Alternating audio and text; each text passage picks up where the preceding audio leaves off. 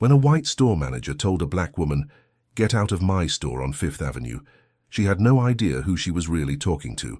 You made the biggest mistake of your career, Madison, but success built on dignity always wins. What could make a confident store manager break down crying in front of customers and security cameras? Madison Pemberton treated Zara like a potential thief, demanding proof of funds for a $350,000 necklace. Her discrimination seemed justified until Zara pulled out her phone and made one call that would destroy everything Madison thought she knew about power. Who was Zara Blackwood, and why did her calm voice on that phone call make Madison's face go white with terror while everyone watched? Because Madison thought she was dealing with just another customer who could be intimidated and dismissed. She was catastrophically wrong.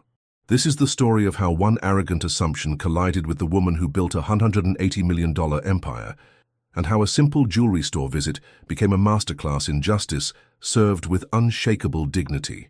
Let's dive into it. I don't care who you think you are.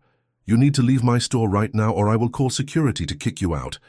The voice echoed through the pristine Manhattan jewelry store as 42-year-old Zara Blackwood, the black woman, stood face to face with store manager Madison Pemberton. Zara's hands trembled with barely contained rage, her navy blazer perfectly pressed despite the chaos erupting around her. Zara's eyes blazed with an intensity that made everyone in the store freeze. There was something in her gaze that spoke of power barely restrained, of someone who had been pushed past their breaking point. Madison's face flushed red as she reached for her phone. "I'm calling the police. You look like a thief and should be arrested." But Zara was already one step ahead, pulling out her own device with hands that had stopped trembling and were now deadly steady. "Go ahead, call them. But first, let me make my call." Little did Madison know that this was the beginning of her downfall, when the woman she humiliated revealed who she really was. Before we dive deeper into the story, if you believe everyone should be respected no matter their skin color, hit the subscribe button and let us know what country you're watching from in the comments.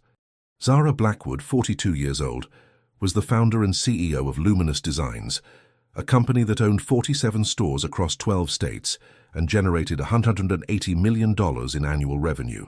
She had stores in Manhattan, Chicago, Atlanta, and Los Angeles. Celebrities wore her designs on red carpets. Her engagement rings were featured in magazines. She had been on the Forbes list of America's richest self-made women for the last 8 years. But here's what made Zara truly remarkable. Despite having more money than she could spend in 10 lifetimes, she still drove her 2003 Honda Civic, the same car she had bought when her business finally started making real money. When people asked her why she didn't upgrade to a luxury car, Zara always gave the same answer. "It's a waste of money. This car gets me where I need to go, and every time I look at it, I remember where I came from." Every morning, Zara followed the same ritual. She woke up at 5 a.m., put on that tarnished silver bracelet her grandmother had given her, and decided which of her stores to visit unannounced. This wasn't about checking up on employees or looking for problems. It was about making sure that every customer who walked into a Luminous Design store got treated the way Zara wished she had been treated during the years when she was struggling. "I built this company," Zara often told her employees, "so that no one would ever have to feel the way I felt when people looked at me and decided I didn't belong somewhere." Let me tell you about the store where all the drama unfolded, Luminous Designs, Fifth Avenue. This wasn't just any store in Zara's empire. This was her flagship location, her pride and joy, the crown jewel of everything she had built. Located on Fifth Avenue, this store generated $3 million in revenue every single month. It was where A-list celebrities shopped for red carpet events, where old Manhattan money families had been customers for years, where engagement rings worth more than most people's houses were just another Tuesday sale. Zara had designed every detail of this store herself. The lighting had been positioned to make every diamond sparkle perfectly. The marble floors had been imported from Italy. The display cases were made of bulletproof glass that cost more than most people's cars. Running this flagship location was Madison Pemberton. Madison was 38 years old, with perfectly styled blonde hair and a wardrobe that screamed old money. She had grown up in Connecticut, in one of those families where wealth wasn't new or flashy. It was just a fact of life, like having blue eyes or brown hair. Madison had seen her job as more than just managing a store. In her mind, she had been elevating the brand. She had been bringing a level of sophistication and exclusivity that she felt the company needed. Madison had genuinely believed that not every customer was right for Luminous Designs, and she had taken it upon herself to decide who was worthy of the full Luminous experience. What happened next would change everything at Luminous Designs Fifth Avenue forever. Working under Madison were 3 employees who would soon become central to this story. There was Preston Cartwright, the 26-year-old assistant manager who was everything Madison wasn't: humble, hard-working, and genuinely kind to every customer who walked through the door. Then there was Simone Ashworth, the 23-year-old sales associate who represented everything beautiful about Zara's vision for her company. And finally, there was Vernon Montgomery, the 45-year-old security guard who needed this job more than anyone else in the store. On this particular morning, Zara had decided to make one of her surprise visits to the Fifth Avenue store. She had climbed into her Honda Civic, the same car that always got strange looks when she parked it in front of luxury stores, and had driven through the streets of Manhattan toward the store that represented everything she had worked for. When Zara walked through the front door of her Fifth Avenue flagship store, the first thing she noticed wasn't the gleaming displays or the soft classical music. It was that one of the display cases was slightly crooked. But Zara didn't say anything about it. This was supposed to be an unannounced visit to observe how her store operated when the CEO wasn't expected. She straightened her navy blazer, touched her grandmother's bracelet for luck, and walked deeper into the store she had designed from the ground up. Zara headed straight for the centerpiece of the entire store, the Aurora collection. This wasn't just any jewelry display. This was Zara's personal masterpiece, a $2 million collection of rare diamonds that represented the absolute pinnacle of her company's craftsmanship. The Aurora necklace was priced at $350,000, and Zara considered it one of the most beautiful pieces she had ever created. As Zara approached the Aurora display, Madison noticed her and walked over with what appeared to be a friendly smile. But if you looked closely, you could see that Madison's smile didn't quite reach her eyes. She had already sized up Zara based on her appearance and made assumptions about what kind of customer she was dealing with. "Hi there," Madison said, in a voice that was just a little too cheerful, a little too condescending. "Are you looking for something special today?" Zara, who had no idea that she was being judged, responded with genuine enthusiasm. "Yes, I'd like to see the Aurora collection." The moment Zara said those words, Madison's fake smile faltered. The Aurora collection wasn't something you showed to casual browsers. These were museum-quality pieces that required serious buyers with serious money. Madison's voice took on a different tone as she said, "Oh, those are our premium pieces. They start at $200,000. Zara could hear the change in Madison's voice, but she gave her the benefit of the doubt. Maybe Madison was just trying to be helpful by explaining the price range. "I understand," Zara replied calmly. "I'd still like to see them." Now Madison was in an uncomfortable position. She couldn't just refuse to show the jewelry. That would have been too obviously discriminatory. But she also didn't want to waste time with someone she had decided couldn't afford these pieces. So she tried a different approach. "Do you mind if I ask what the occasion is?" Madison asked, hoping to find a reason to steer Zara toward less expensive options. Zara was genuinely puzzled by the question. In all her years of buying and selling jewelry, she had never been asked to justify why she wanted to look at something. "Does it matter?" she asked. Reluctantly, Madison unlocked the Aurora display case, but she hovered over it protectively like she was guarding the crown jewels from a potential thief. She moved slowly, clearly hoping that Zara would get bored and walk away. But Zara didn't walk away. Instead, she leaned in to examine the pieces with the practiced eye of someone who had been in the jewelry business for over 2 decades. She pointed to the centerpiece necklace and said, "The cut on this diamond is exceptional. Colombian origin?" Madison was completely caught off guard. How had this woman known about diamond origins just by looking? Customers didn't usually have that kind of knowledge. "How did you... yes," Madison stammered. Zara continued her examination, and what she said next should have made Madison realize she was dealing with someone who knew more about jewelry than most people in the business. "The clarity is flawless, but I noticed the setting could be improved. The prongs are slightly uneven."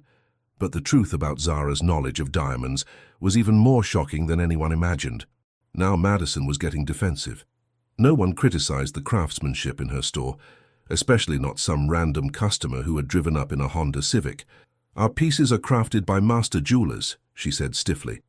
Zara, still trying to be diplomatic, replied, "I'm sure they are. I'm just very particular about quality." That's when everything changed. The front door chimed, and in walked Mr. and Mrs. Blackstone, a wealthy white couple in their 60s who were regular customers. Madison's entire demeanor transformed instantly. Her face lit up with genuine excitement, and she practically bounced on her toes as she greeted them. "Excuse me," Madison said to Zara without even looking at her. "I need to help these important customers." Madison rushed over to the Blackstones with the kind of enthusiasm she should have shown every customer. "Mr. and Mrs. Blackstone, how wonderful to see you.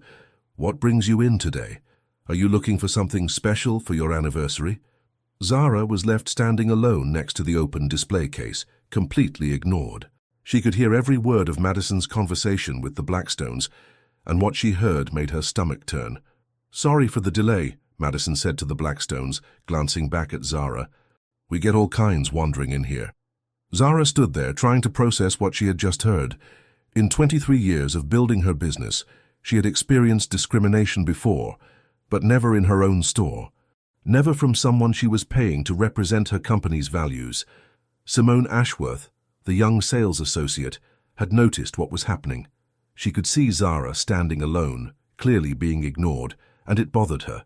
Simone had been raised to treat people with respect, regardless of what they looked like or where they came from. Simone approached Zara with a genuine smile. "Ma'am, can I help you with anything?"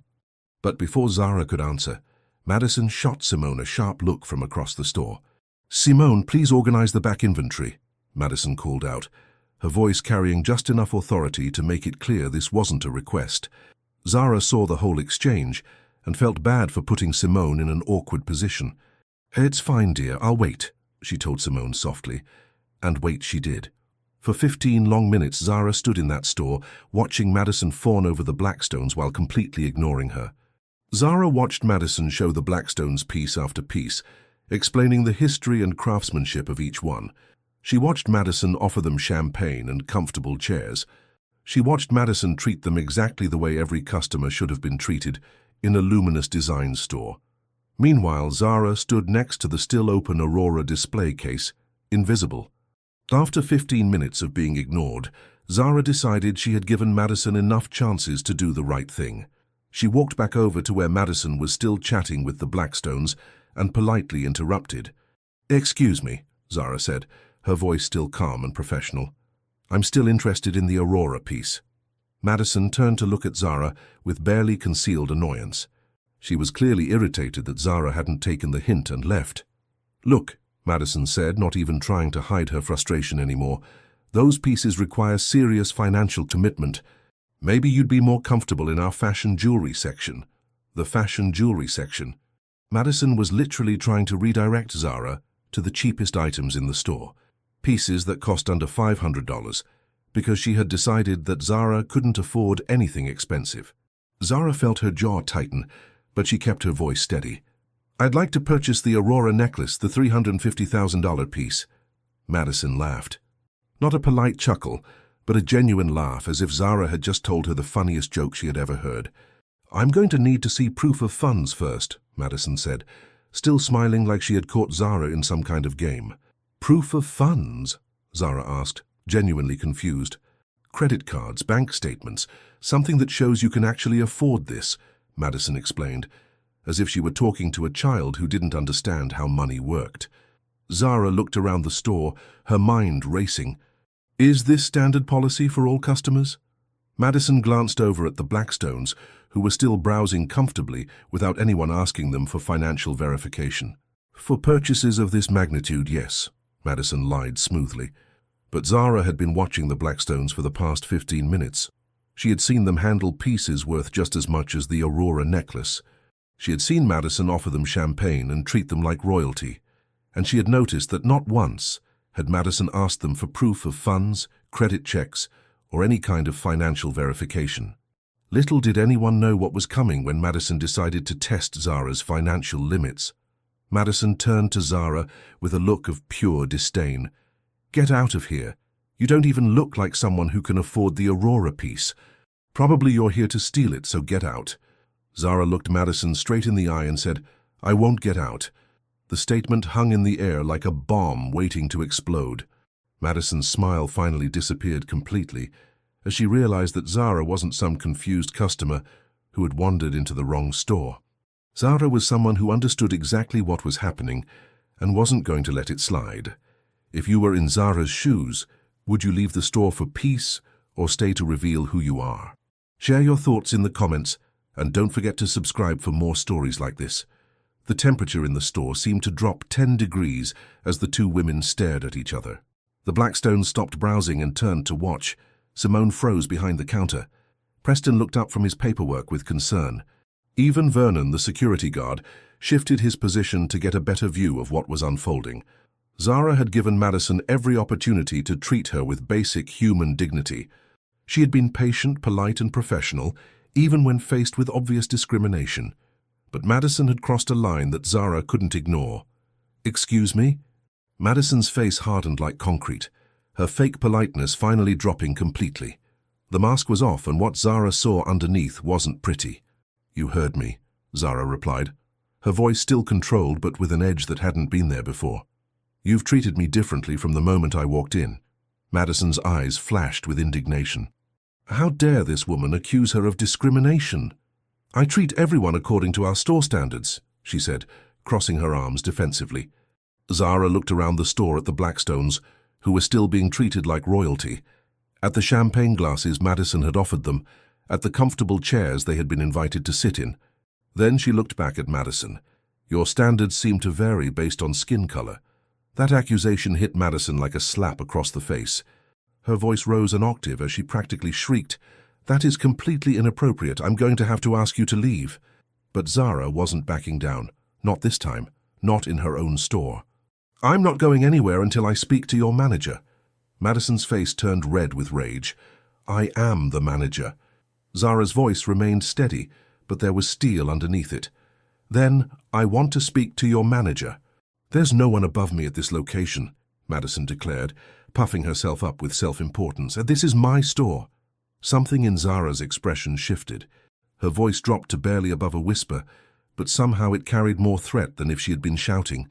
"Your store." That's when Madison made the biggest mistake of her career. Instead of recognizing the danger she was in, instead of hearing the warning in Zara's voice, Madison doubled down on her arrogance. "Yes, my store!" Madison screamed, her accent becoming more pronounced as her composure cracked. "I run this place, and I decide who gets served and who doesn't." Zara stood up straighter, and for the first time since walking into the store, she looked every inch the powerful businesswoman she was. "And you've decided I don't deserve service. I've decided you're causing a disruption and possibly a thief," Madison shot back, gesturing wildly with her hands. By then, the entire store had gone quiet except for their voices. The Blackstones had stopped pretending to browse and were openly staring at the confrontation. Other customers had pulled out their phones and were recording everything. Simone stood frozen behind the counter, her hand covering her mouth in shock. Even the soft classical music couldn't mask the tension that filled the air. Preston Cartwright, the assistant manager who had been watching this disaster unfold, finally tried to step in. His business school training told him that this situation was spiraling out of control and needed to be de-escalated immediately. "Madison, maybe we should—" Preston started, his voice diplomatic and calm. But Madison whirled on him like a wild animal. "Preston, stay out of this!" she screamed, pointing her finger at him accusingly. Then she turned to Vernon, the security guard. "Vernon, escort this woman out." "Ma'am, are you sure?" Vernon said carefully, looking between Madison and Zara.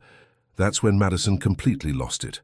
Her voice rose to a shriek that could probably have been heard 3 stores down. "She's a thief and doesn't belong here. Get her out or you're both fired." The word fired seemed to echo through the store. Madison had just threatened to fire 2 employees for refusing to remove a customer who hadn't committed any crime other than asking to buy expensive jewelry while being black. What came next shocked everyone in Manhattan's most prestigious jewelry store. Zara's composure, which had held steady through 15 minutes of microaggressions and outright discrimination, finally cracked. Not into rage, but into something far more dangerous: cold, calculated fury. "You want to talk about firing people?" Zara asked, her voice so quiet that everyone in the store leaned forward to hear her. Zara pulled out her phone, but her hands were shaking, not with fear, but with the kind of rage that came from years of being underestimated, dismissed, and discriminated against. The rage of a woman who had built an empire from nothing, only to watch an employee destroy everything she had worked for in the span of 30 minutes. "Don't you dare record this!" Madison screamed, now completely hysterical. Zara looked up from her phone with eyes that could have cut glass. "I'm not recording," she said in a voice that was deadly calm. "I'm calling my board of directors." For the first time since this confrontation began, Madison looked genuinely confused. "You're what?" Zara's fingers moved across her phone screen as she dialed a number she knew by heart. When someone answered, her voice was crisp and professional, the voice of someone who was used to being obeyed without question. "Sarah, it's Zara Blackwood. Emergency board meeting. Now."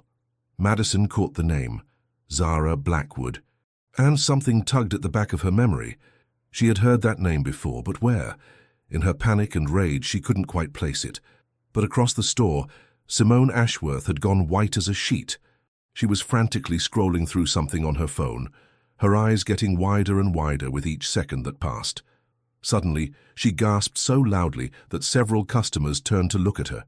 Preston Cartwright had been watching Zara carefully throughout this entire confrontation, and something about her bearing, her confidence, her knowledge of jewelry had been nagging at him. When he heard the name Zara Blackwood and saw Simone's reaction, the pieces finally clicked into place. The color drained from his face as he realized exactly who they were dealing with. Zara continued her phone conversation, her voice carrying clearly through the now silent store. "Yes, I'm at the Fifth Avenue location. We have a serious problem." The way she said Fifth Avenue location, not the Fifth Avenue store or a store on Fifth Avenue, but the Fifth Avenue location, implied ownership. It implied authority. It implied that she had the right to call emergency board meetings about what happened in that store. Madison was still standing there, mouth open, trying to process what she was hearing. The name Zara Blackwood was circling around in her brain like a word on the tip of her tongue that she couldn't quite remember. "I need you to conference with the entire board," Zara continued into her phone. "Yes, all of them. This can't wait until Monday." Other customers were recording everything on their phones by then. The Blackstones had moved closer, clearly fascinated by the drama unfolding in front of them. Simone was showing Preston something on her phone, and Preston's face kept getting paler and paler. "There's been a serious violation of company policy," Zara said into her phone, her eyes never leaving Madison's face. "Discrimination, harassment, complete abandonment of our core values." Each word hit Madison like a physical blow. Company policy? Core values? Who was this woman? And why was she talking like she had authority over store policies? "I'll hold while you get everyone on the line," Zara said, then lowered her phone and looked directly at Madison. The store was so quiet you could have heard a pin drop. Customers, employees, everyone was frozen, waiting to see what would happen next. Even the classical music seemed to have stopped, though that might have just been because everyone was holding their breath. Zara stood there with her phone in her hand, looking at Madison with an expression that was part disappointment, part rage, and part something else.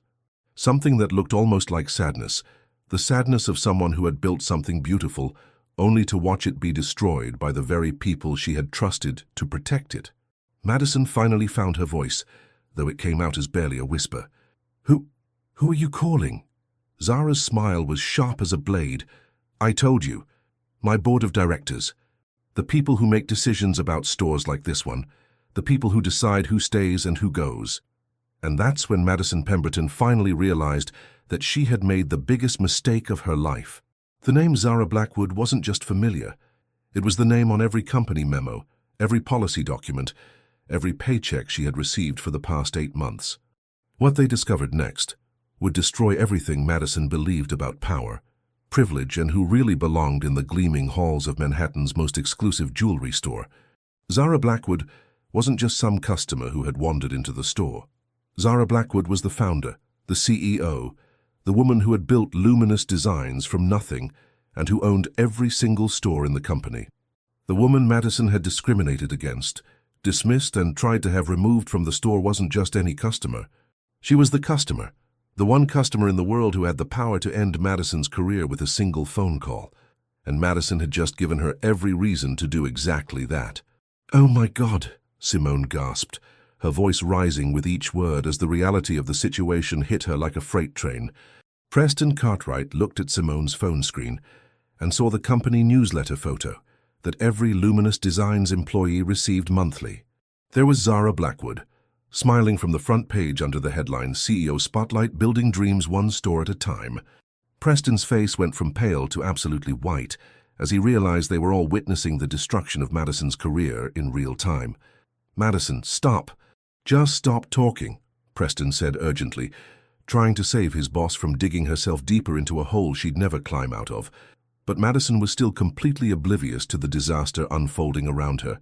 She looked around at her employees' shocked faces, at the customers recording everything, at the chaos she had created, and demanded, "What are you all looking at? If you believe that Zara deserved to be treated with respect in her own store, type respect below." That's when Zara ended her phone call. She slipped her phone back into her purse with the calm precision of someone who had just set the wheels of justice in motion. When she looked up at Madison, her expression was serene, almost peaceful, the kind of calm that came right before a storm. "Madison," Zara said, her voice carrying the authority of someone used to being heard, "what do you know about Luminous Designs' founding principles?" Madison was annoyed by the question. Here she was, trying to handle what she saw as a disruptive customer, and now this woman was quizzing her about company policy. Zara reached into her purse with deliberate slowness, like a gunslinger drawing a weapon in an old Western movie. She pulled out a business card and held it between two fingers, letting Madison get a good look at it. "Zara Blackwood," she read aloud, "Founder and Chief Executive Officer." The sound that came from Madison's throat wasn't quite a gasp and wasn't quite a scream. It was the sound of someone's entire world crashing down around them in the span of 3 seconds. The business card might as well have been a death sentence for her career. Madison stared at the card, her hands shaking so violently she could barely focus on the words. "This isn't... You can't be..." Zara's voice was calm, but underneath the calm was a steel edge that could cut through diamond. "Can't be what, Madison? Can't be successful? Can't be wealthy? Can't own the store you just claimed was yours?" The full weight of what Madison had done was finally sinking in. She had discriminated against her own CEO. She had tried to have the founder of the company removed from her own store. She had violated every principle that Zara had built the company on, and she had done it right in front of cameras and witnesses. Madison's composure completely shattered. Tears started streaming down her face as she broke down completely. "I didn't know. I never meant..." But Zara wasn't interested in Madison's excuses. 23 years of building a business had taught her to see through fake apologies and desperate backtracking. "You meant every word," Zara said with quiet certainty. "You meant every look, every assumption." The Blackstones, who had been watching this drama unfold like it was a movie, quietly gathered their things and left the store. They were embarrassed to have been part of this situation. Embarrassed that they had been treated like royalty while another customer was being discriminated against right in front of them. Other customers remained frozen in place, some still recording, all of them understanding that they were witnessing something extraordinary. This wasn't just a customer complaint. This was a reckoning. Zara turned to address each of her employees individually, her voice carrying the authority of someone who had earned the right to judge their actions. "Preston," she said, looking at the young assistant manager who had tried to intervene, "you tried to stop this. You recognized that something was wrong, and you attempted to prevent it from escalating." Preston nodded, too stunned to speak. "Simone," Zara continued, turning to the sales associate who had shown kindness from the beginning, "you showed genuine care for a customer who was being ignored. You embody the values this company was built on." Simone's eyes filled with tears, but they were tears of relief and gratitude. That's when the real truth about who owned Luminous Designs emerged. "Vernon," Zara said to the security guard who had refused to remove her from the store, "you questioned orders that felt wrong. You used your judgment instead of blindly following instructions." Vernon stood a little straighter, recognizing that his instincts had served him well. Then Zara turned to Madison, and her voice carried the weight of profound disappointment. "And you You violated every principle this company stands for. Madison was sobbing by then, makeup running down her face, her perfect appearance completely destroyed. The confidence and authority she had displayed just minutes earlier had evaporated completely. Zara's voice remained calm, but it carried the finality of a judge delivering a sentence. "Clear out your desk, Madison. You no longer work here." Madison collapsed into herself like a building being demolished. "Please, I have children, a mortgage. I was just trying to protect the store's reputation." Zara looked at Madison with something that might have been pity if it hadn't been mixed with such disappointment. "Whose reputation? The store's, or your own prejudices? I'll do better. I'll change. Please don't do this," Madison begged, reaching out toward Zara like she was drowning and Zara was her only lifeline. But Zara had heard these desperate promises before, from other employees over the years, who had violated company policy and then tried to bargain their way out of consequences. "You had your chance to do better," Zara said quietly. "You chose not to take it. The security cameras had captured everything. Every microaggression, every discriminatory comment, every moment of Madison's unprofessional behavior had been recorded in high definition. There was no disputing what had happened. No room for Madison to claim she had been misunderstood or treated unfairly. Zara looked around at her remaining employees, the ones who had tried to do the right thing even when it had been difficult. "Preston," she said, "as of right now you're the manager of this location." Preston's eyes widened. In the span of 30 minutes, he had gone from assistant manager to full manager of the most prestigious store in the Luminous Designs chain. "Simone," Zara continued, "you're now the assistant manager." Simone covered her mouth with her hands, tears of joy replacing the tears of shock she had been crying moments earlier. "And Vernon," Zara said, turning to the security guard who had shown such good judgment, "you're receiving a commendation for your professionalism and a raise, effective immediately." In less than an hour, Madison had lost everything, while 3 employees who had shown integrity and character had been rewarded for doing the right thing. It was a perfect example of how actions had consequences, and how treating people with dignity and respect wasn't just morally right, it was good business. Madison was still on the floor crying hysterically, trying to process that her life had just been turned upside down. The woman she had dismissed as unworthy of service had not only been wealthy enough to afford anything in the store, she had owned the entire company. The store Madison had claimed was hers had belonged to the woman she had tried to have thrown out. Zara looked down at Madison one last time.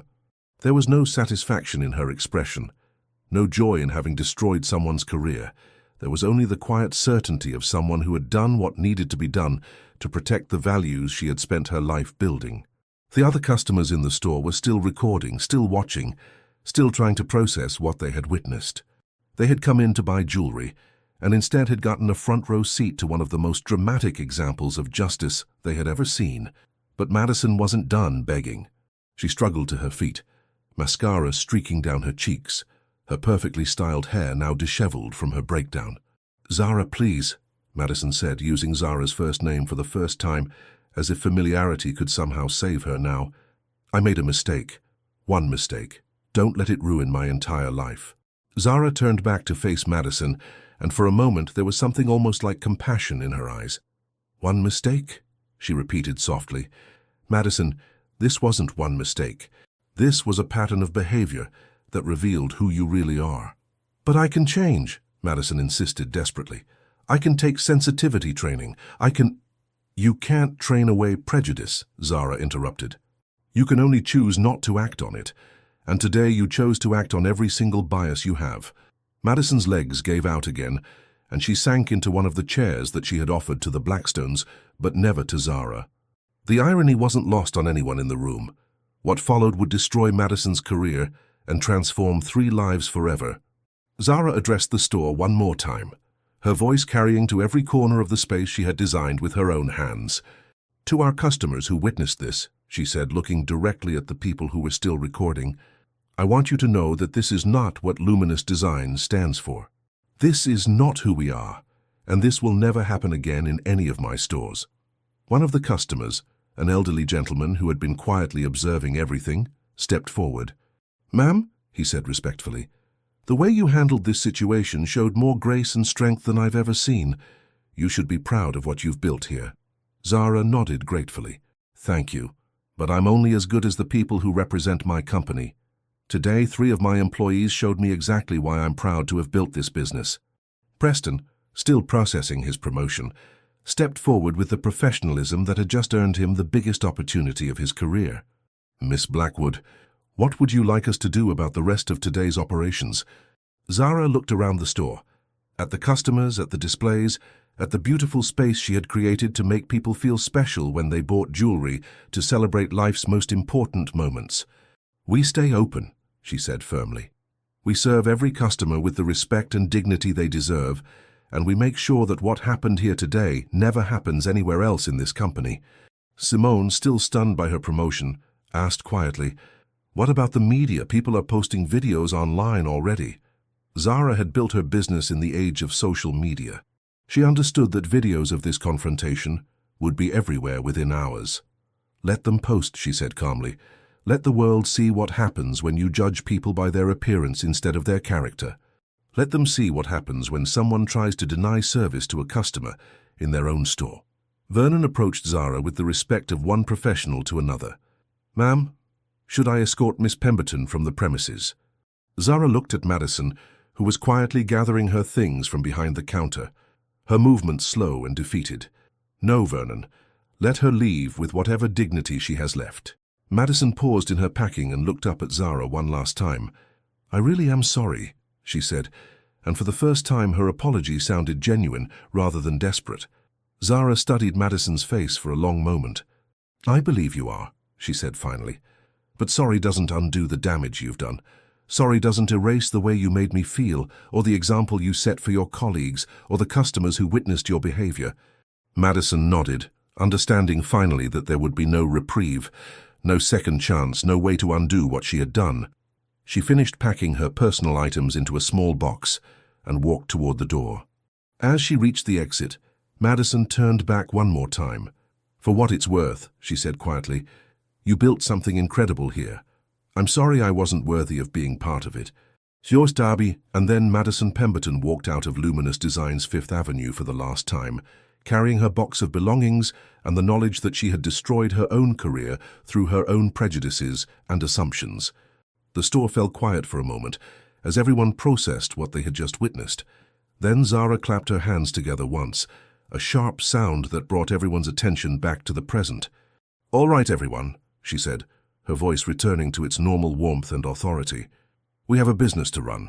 Preston, I'll need you to call HR about Madison's termination and your promotion. Simone, congratulations on your new position. We'll discuss your new responsibilities tomorrow. Vernon, thank you for showing such good judgment today." As the immediate crisis passed and normal operations began to resume, the remaining customers in the store found themselves in the unique position of shopping for jewelry from a CEO who had just provided them with an unforgettable lesson in leadership, justice, and the power of staying true to your values, even in the most difficult circumstances. The consequences were just beginning for everyone who witnessed discrimination in action. Zara Blackwood had walked into her own store as a customer and had been treated like she didn't belong there. She was walking out as the CEO who had just reminded everyone exactly what her company stood for, and exactly what happened to people who forgot those values. The crooked display case had been straightened. Madison Pemberton was unemployed, and 3 employees had learned that doing the right thing, even when it was difficult, always paid off in the end. Justice had been served, not with anger or revenge, but with the quiet strength of a woman who had spent her entire life proving that she belonged everywhere she chose to go. With Madison gone and the immediate crisis over, Zara walked back to the display case that had caught her attention when she first entered the store. The case was still slightly crooked, a small imperfection in an otherwise perfect store. Zara placed her hands on either side of it and gently adjusted it until it was perfectly aligned. It was a simple gesture, but somehow it felt symbolic. Zara putting her store back in order after the chaos Madison had created. She turned to address the customers who had remained in the store, many of whom were still processing what they had witnessed. "I apologize for the disruption," Zara said, her voice warm but professional. "This is not the Luminous standard." An elderly woman who had been quietly observing everything approached Zara with obvious admiration. "Ma'am," she said, What you built here is incredible, and how you handled that situation with such grace." Zara smiled, and for the first time since entering the store, it was a completely genuine smile. "Grace isn't always easy," she replied, "but it's always necessary." Preston, still adjusting to his new role as store manager, had been watching Zara throughout the entire confrontation with something approaching awe. "How did you stay so calm for so long?" he asked. Zara looked at Preston with the expression of a teacher sharing an important lesson. 20 years of building this company taught me that my response defines me, not their actions," she said. "I could have lost my temper. I could have screamed back at Madison. I could have used my power to humiliate her. But that wouldn't have made me right. It would have just made me loud." Zara walked closer to one of the cameras that customers were still using to record, and she looked directly into the lens. When she spoke, it was with the conviction of someone who had spent her entire life turning obstacles into opportunities. "I didn't build this company to prove I belonged somewhere," she said, her voice carrying the weight of 23 years of struggle and success. "I built it to create spaces where everyone belongs." She paused, touching the tarnished silver bracelet on her wrist, the same bracelet she had worn through poverty, through rejection, through every challenge that had brought her to this moment. "This bracelet survived poverty, discrimination, and loss," Zara continued, holding up her wrist so the camera could see the simple piece of jewelry that meant more to her than all the diamonds in her store. "It taught me that real value isn't about what others see on the surface. It's about what you carry inside you." Zara moved back to the Aurora collection, the $2 million display that Madison had been so reluctant to show her. She began arranging each piece with careful precision, treating every necklace, every ring, every bracelet as if it were a work of art deserving of respect and attention. "Success isn't just about reaching the top," Zara said as she worked, her hands gentle but sure as she positioned each piece of jewelry in its perfect place. "It's about who you choose to be when you get there." She stepped back from the display case, satisfied that everything was exactly where it should be. The store was operating normally by then, with Preston helping customers, Simone learning her new responsibilities, and Vernon maintaining his professional watch over everyone's safety. Zara looked around at the store she had built, at the employees who had shown integrity under pressure, at the customers who had witnessed justice being served with dignity rather than revenge. This was what she had worked for. Not just the financial success, but the creation of a space where people could feel valued and respected, regardless of who they were or where they came from. The woman who had been told she didn't belong in her own store had reminded everyone exactly why she belonged everywhere she chose to go, through grace, through strength, and through the unshakable belief that treating people with dignity wasn't just good business, it was the only way to build something that lasted. What happened next would surprise everyone who thought they understood power. As the afternoon progressed, word of what had happened at Luminous Designs' Fifth Avenue began to spread. The videos that customers had recorded were already being shared across social media platforms, generating thousands of views and comments from people around the world who were inspired by Zara's handling of the situation. But for Zara, the most important audience wasn't online. It was right there in her store watching how she conducted herself in the aftermath of the confrontation. A young black woman, probably in her early 20s, approached Zara hesitantly. She had been in the store during the entire incident, recording everything on her phone. "Miss Blackwood," she said quietly, "I just wanted to thank you. I work retail too, and I've experienced what you went through today. Seeing how you handled it, it gives me hope that things can change." Zara took the young woman's hands in hers. "What's your name?" "Destiny. Destiny Williams." "Destiny, things don't just change by themselves. We change them. Every time we refuse to accept less than we deserve, every time we stand up with dignity instead of backing down, we make it a little easier for the next person." Destiny nodded, tears in her eyes. "I'm going to remember this. When someone tries to make me feel like I don't belong somewhere, I'm going to remember how you stood your ground." "Good," Zara said. "But remember something else too. Success isn't about proving you belong. It's about building spaces where everyone belongs." These stories of justice inspire people all around the world. Let us know what country and city you're watching from, so we can see how far these powerful messages are reaching. Preston approached with a tablet in his hands. "Miss Blackwood, I'm getting calls from news outlets. They want to interview you about what happened." Zara considered this for a moment. She had always been private about her personal experiences with discrimination, preferring to let her business success speak for itself. But today had been different. Today her experience had been witnessed by dozens of people and recorded for the world to see. "Schedule 1 interview," she said finally. "Local news only. I want to make sure our employees and customers know that what happened here today represents everything we stand against, not who we are." Simone, who was quickly adapting to her new role as assistant manager, came over with a concern. "Miss Blackwood, some of the employees from other stores are calling. They want to know if what they're seeing online really happened here. Put together a company-wide email," Zara instructed. "I want every employee to know exactly what our standards are and what happens when those standards aren't met. Use today as a teaching moment." Vernon, who had been monitoring the situation all afternoon, approached with his characteristic professionalism. "Ma'am, we've had several customers come in specifically because they heard about what happened. They want to shop here because of how you handled the situation." Zara smiled. "That's the power of doing the right thing, Vernon. People recognize authenticity, and they want to support businesses that align with their values." As the day continued, Zara took time to speak with each customer who approached her. Some wanted to share their own stories of discrimination. Others simply wanted to express their admiration for how she had handled the situation. A few were there to make purchases specifically to support her business. One customer, a middle-aged white man, pulled Zara aside privately. "I have to be honest with you," he said. "I've shopped here before and I never questioned the way certain customers were treated differently. I assumed the staff knew what they were doing. After seeing what happened today, I realize I was part of the problem by staying silent." Zara appreciated his honesty. "The fact that you recognize it now means you can be part of the solution going forward. Sometimes being an ally means speaking up when you see something wrong, even when it's uncomfortable." "I will," he promised. "I won't stay silent again." As the afternoon wore on, Zara noticed something beautiful happening in her store. The atmosphere had changed. Customers were talking to each other across racial and social lines in a way she had never seen before.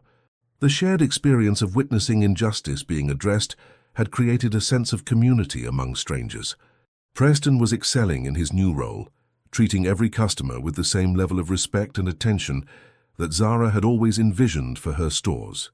Simone was learning quickly, her natural kindness now backed by the authority of her new position. Vernon continued to maintain order with the same professionalism that had earned him a raise and commendation. The store that had been the site of discrimination and conflict just hours earlier had been transformed into exactly what Zara had always intended it to be, a place where everyone was welcomed, valued, and treated with dignity. The final impact would change everything about how business is conducted on Fifth Avenue. As evening approached, Zara made a decision that would become legendary within her company. Instead of leaving early after the traumatic events of the day, she stayed until closing time, personally greeting every customer who entered the store. Each interaction became a masterclass in customer service and human dignity. She helped an elderly couple select an anniversary gift, spending 30 minutes with them to find the perfect piece.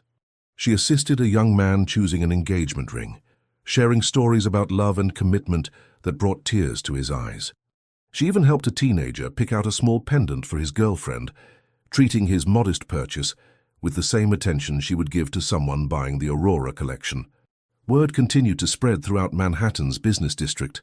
Other store owners and managers began stopping by, curious about the woman who had handled discrimination with such grace and strength. Some came to offer support. Others came to learn. A reporter from a local news station arrived for the interview Zara had agreed to. She was a young black journalist named Keisha Thompson, who had been following the story since the videos first appeared online. "Miss Blackwood," Keisha began, "the videos of today's incident have been viewed millions of times already. What do you want people to take away from what they've seen?" Zara thought carefully before responding. "I want them to understand that discrimination isn't just about the obvious moments, the shouting, the clear violations.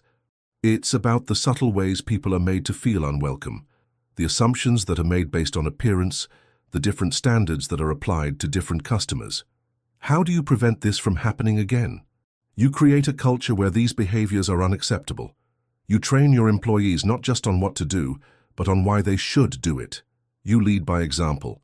And when someone violates those standards, you act swiftly and decisively. Some people online are saying you were too harsh, that Madison Pemberton deserved a second chance. Zara's expression grew serious.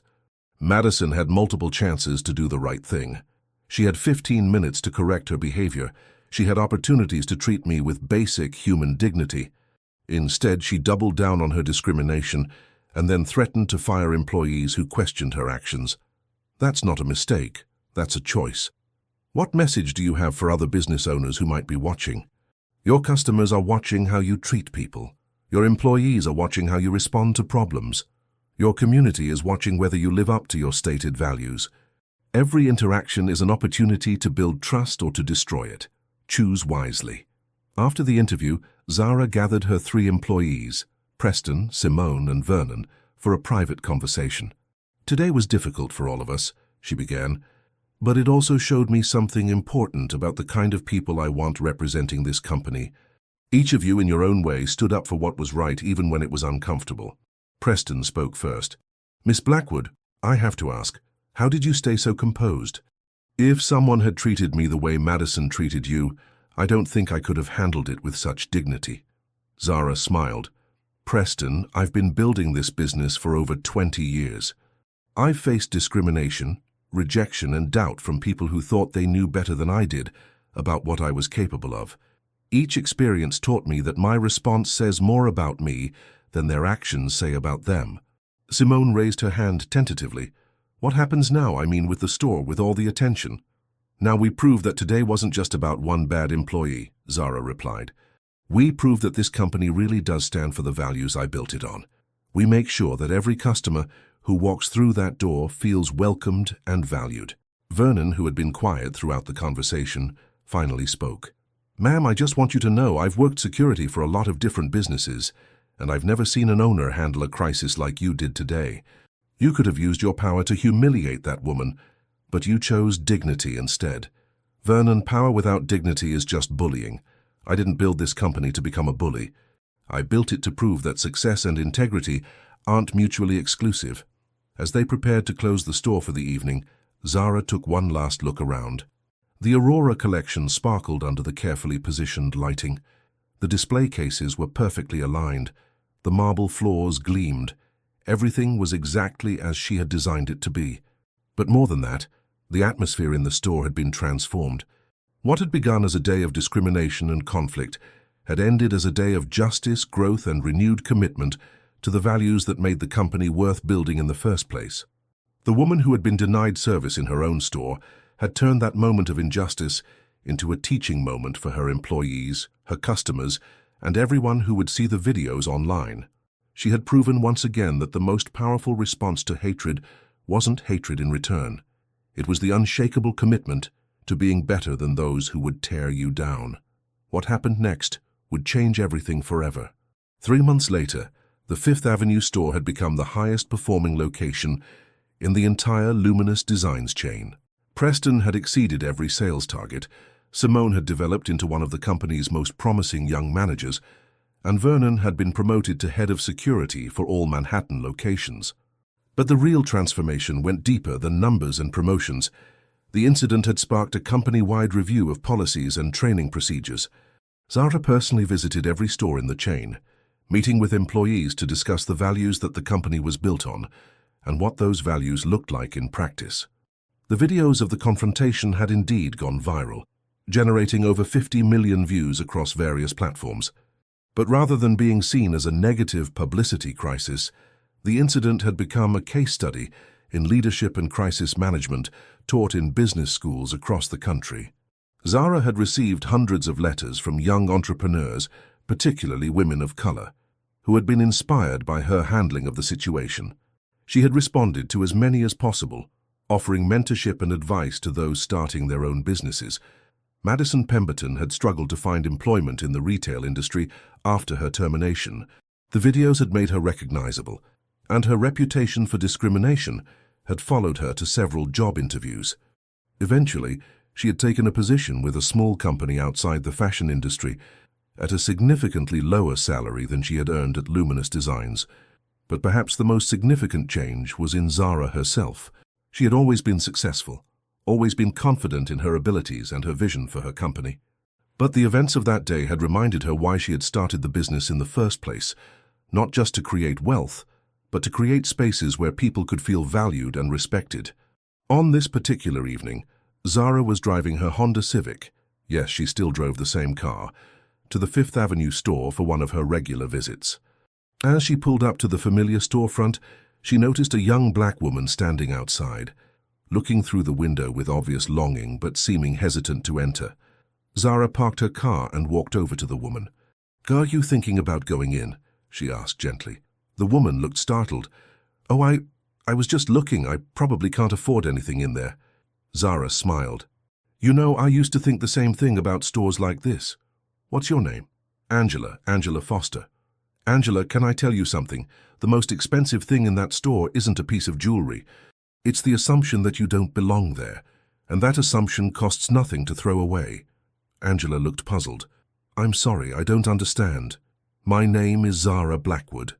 I own this store, and I'm telling you that you belong in there just as much as anyone else. Come on, let me show you around." As they walked into the store together, Preston looked up from helping another customer and smiled. He had learned to recognize the look on Zara's face, the same look she had worn 3 months ago when she had walked into her own store and been made to feel unwelcome.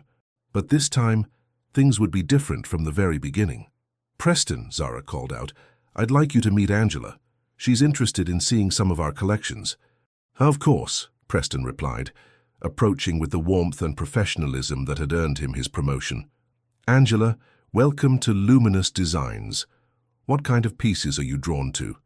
As Preston began showing Angela around the store, treating her with the same respect and attention he would give to any customer, Zara stepped back and watched.